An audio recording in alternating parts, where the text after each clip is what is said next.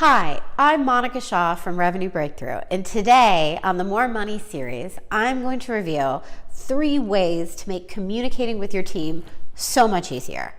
And if you don't understand these 3 ways, it means that you're going to continue to struggle to not understand why your team is doing certain things, and you're never going to be able to get them to actually do the things you want them to do. So let's dive into it, because this stuff is super important. So I talk to so many clients every day, and they tell me things like, Monica, I tell my team member to do something by Thursday, and then Thursday comes along and it's not done. Or I tell my team member that I want her to research something, and instead of researching it, she goes and she does something else. Or when she gives me the research, it's not the right research, or it's not thorough enough. Or I have a team member who keeps, consistently showing up late, and I don't know why. Or it feels like I can't trust my team members. And this happens over and over and over again. And frankly, it doesn't matter whether you've got full-time team members, whether you've got subcontractors, whether you've got vendors, whether you've got part-time people. This happens across the board. And fundamentally, so much of it has to do with the fact that you have to understand the value differences between being an entrepreneurial leader and the values that your team members have. Now, this may seem vague or esoteric, but just stay with me here, because you're going to get this. And when you do, it'll make a huge difference for understanding why your team members are doing the things that they're doing. So first, as an entrepreneurial leader or as an entrepreneur, you thrive on 3 main values. And those values are challenge, creativity, and freedom.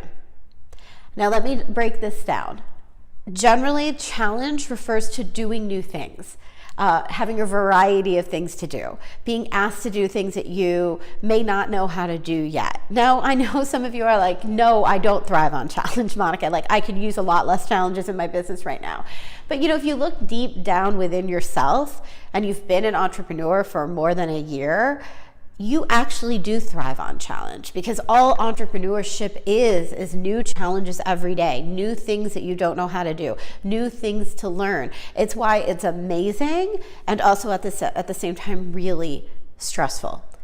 Also, as entrepreneurs, we thrive on creativity. We love the ability to create our programs, create our services, create our products, create new ways of doing things, we create newsletters, we create content, we create videos, we create processes with our teams. We actually love to create. And again, you might be watching this and think, but Monica, I'm not a creative entrepreneur, but you are. If you weren't, you are creating all the time. Every time you solve a problem, it's an act of creativity, because you don't have somebody that's there over your shoulder saying you have to do it this way. And in fact, that's part of the reason you got into business, is to be able to exercise your innovation, your creativity, your proactivity, your new ideas and ways of doing things. And the third value, the thing that we thrive on, is freedom. We thrive on time freedom, we decide our own schedule. We thrive on money freedom, the fact that we can make as much money as we want to make, or as little, like if we're taking time off. We thrive on people freedom, the fact that when you go to lunch, you choose who you get to go to lunch with. You don't have to go with a bunch of coworkers you didn't even pick out. We thrive on the fact that we choose who's going to be around us, who we're spending our time and energy with. I mean, we are freedom seekers as entrepreneurs. And again, if you don't quite recognize that in yourself, I really want you to take a deep breath, because you're exercising your freedom whether you realize it or not, right? Every time you leave early on a Friday to go meet someone, that's exercising time freedom. Every time you decide to go and have lunch with a new colleague or a new friend or somebody you met at a networking event, that's exercising people freedom. We thrive on this stuff. We thrive on the challenge, the creativity, and the freedom of being an entrepreneur. Now, here's what you need to understand. Your team thrives on different values.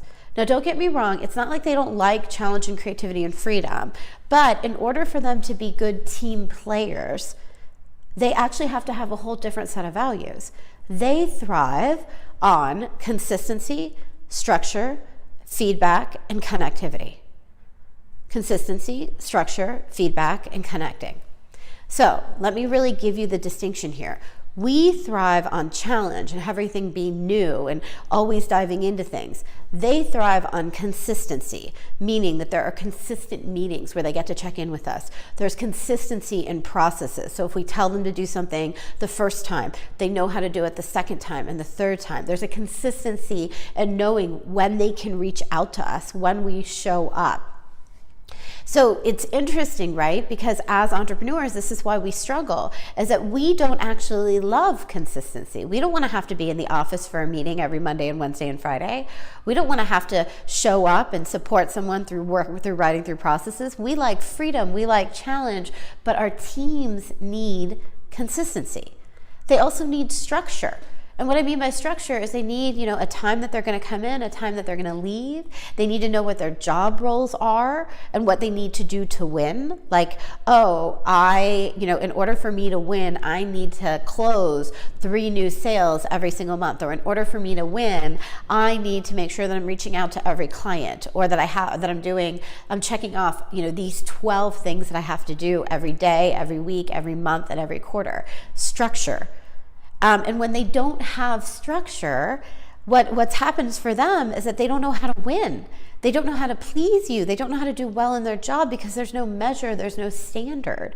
And so they end up being unhappy because they feel like every day they're going into work and sort of trying to bowl this bowling ball, but they can't even see the pins. So they don't even know if they've hit the pins. They don't know where the pins are. They don't know what the pins look like because there's no structure.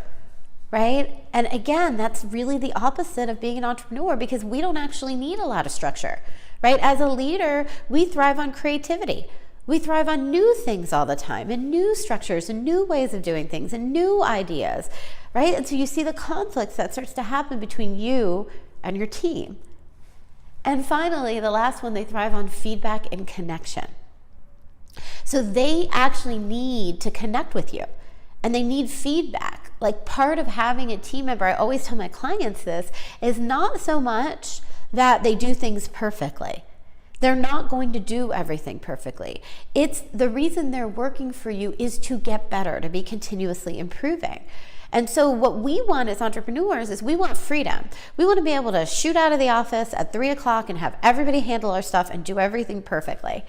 We want to be able to go to a networking event or go to a conference and have our team just handle it. But what we don't realize is that our team needs to be able to get feedback from us. Like, if I'm going to write this newsletter, I need you to read the newsletter and give me feedback as to what you want. And then when you give me feedback, you may need to give me 3 rounds of feedback before I understand how to write a newsletter. And we as entrepreneurs are like, screw that. If you can't write my newsletter, I'm just going to write it. I'm just going to do it for you. I don't have the time, the energy, or the desire, because you are cutting into my freedom to train you to do it. But again, that's exactly the opposite, right? Your team needs to be connected to you. They need to feel connected to you. And so they need rounds of feedback. They need meetings and times when they can find you. And so these are the 3 things to keep in mind, is the value differences of you being an entrepreneur are going to cause you to go in the opposite direction than what your team needs. And what your team really needs is consistency, structure, freedom, feedback, and connection. So let me just give you some concrete things before we go here around that. Consistency. Consistency, what this looks like is that you respond consistently to problems. You respond consistently to mistakes. You are consistent with when you're being in the office and when you're not. You're consistent with your communication. You're consistent with how you deal with situations as they come up, so that your team can start to trust you, right? It's about consistency. You're consistent with your meetings. What does structure look like? Structure is really based on processes. Does your company have a process for how it does everything so that your team can follow it and they can feel comfortable in knowing how to win? So at our company, we just did a 1-day event We have a packing list and a process for doing a one-day event. And I usually bring in an assistant to help me run the event. And I have a checklist for her of everything she does during the event. And it's specifics. It's down to like, take 2 pictures in the morning, 2 pictures in the afternoon, 2 pictures at the end of day, make sure that the bathrooms are cleaned out after every break, relight candles in the bathrooms, make sure that the snacks are refilled, check in, make sure that you get the name tags at the end of the day. It is a full checklist of everything that she has to do to run the event. That is structure for her. And I can't tell you how many times my event assistants have thanked me for the structure because it allows them to win. Right? It's comfortable. They don't have to memorize everything. They don't have to try to read your mind about, oh, what does she need? It's right there. I mean, literally on my list, it says, make sure Monica drinks water. Now, it wasn't overnight that I created this checklist. This checklist got created from a process of trial and error. It got created from the number of times that, like, we change it with every event where we add things to it once we learn what is needed. But that's a really important piece to allow your team members to win, is having that structure. Another piece around structure is job descriptions and role descriptions. I meet so many entrepreneurs where it's like everyone in the company is doing everything and they don't really know what their jobs are, what their roles are. And so that makes it really uncomfortable for them to be in their power, right? To be able to say yes and no to things, to know, again, how to win. And finally, they need feedback and connection. So really what feedback and connection means is that you have to be willing to allow your team members to make mistakes and then work with them to improve their skill sets. They're not just working with you so that you can take stuff from them and do it for them and not teach them anything. That's a great way to have somebody come and go. What they really want is feedback and improvement and learning skills from you. And I know that can cut into your freedom, it can cut into your time, it can even cut into your desire. But what I can tell you is that it creates a huge amount of loyalty. They also want connection from you, feedback and connection. And for me, what connection looks like is just taking the time to have, random conversations with people. So if I've just finished an event and I have an event assistant who wants to hang out and get a drink with me, and we want to like hash out the event, even if I'm tired, I know that is a connection moment that is important for her, right? So it's about creating random or planned connection moments with your team, dinners with your team, drinks with your team, meetings, events, retreats, outings, where they're able to hang out with you and they're able to hang out with each other on a regular basis. This is what creates the glue that holds the team together.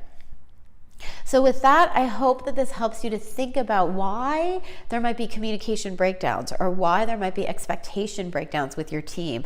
Much of it stems around the fact that you need to step into more consistency, structure, feedback, and connection to your team, and also just really being patient with yourself in the process, knowing that it's okay that you value something very different from what they value. And as long as you recognize that, it allows you to be able to step into what they value without so much resistance.